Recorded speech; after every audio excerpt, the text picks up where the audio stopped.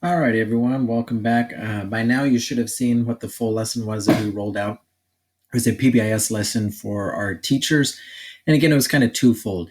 It was to kind of give an introduction and a refresher on what PBIS was, but more importantly, to kind of model for the teachers without them essentially knowing what it was that we wanted them to be essentially doing and sharing out with the students. So now, after watching, you're probably thinking, okay, now what? Uh, you probably like this little fox right here and like, where do I start?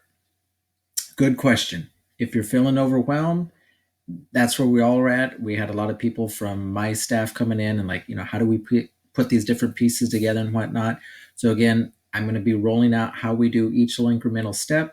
And in the videos, we'll be looking at also the portions from the actual lesson that I created to kind of chunk it down. So again, if you've already watched the full lesson, like, you know what, I'm familiar with all those platforms. I know how they work. Great. I can do it on my own. Super. Don't finish watching. But again, if you want to know how all the pieces come together, that's what we're here for.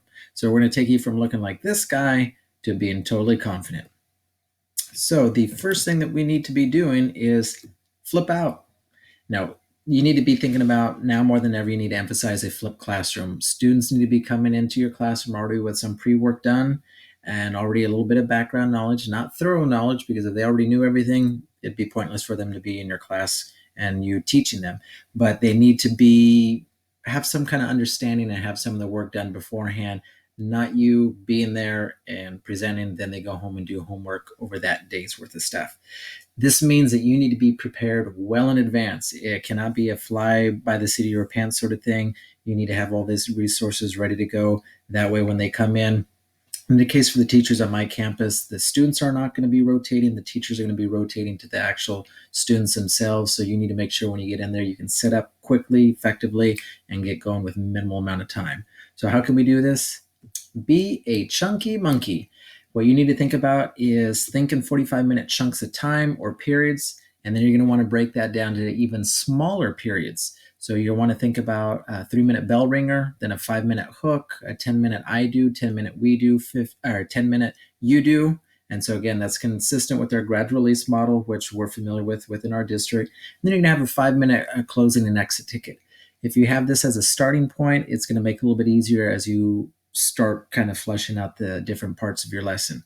Keep in mind, and I'm well aware of this, this can and will vary based on three main things: your grade level, your content, and your schedule. So of course, our teachers at lower grades are going to be self-contained, offers you a little bit more flexibility in your time, where our upper elementary and secondary, you have set periods that you're going to be structured and tied to.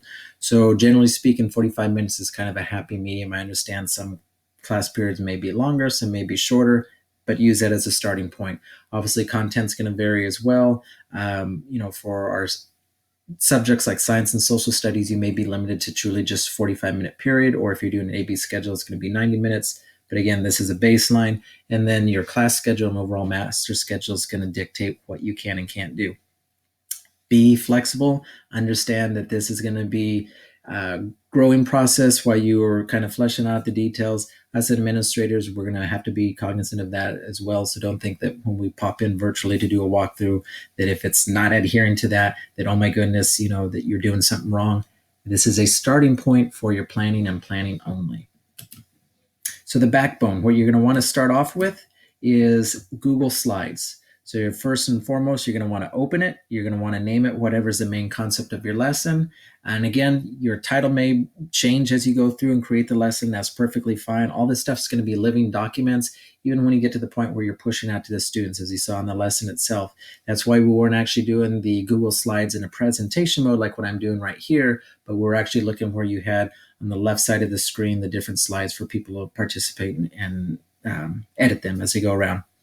So again, insert info on the title slide, whatever your main initial idea is, and then you're quickly going to want to add 5 to 6 blank slides.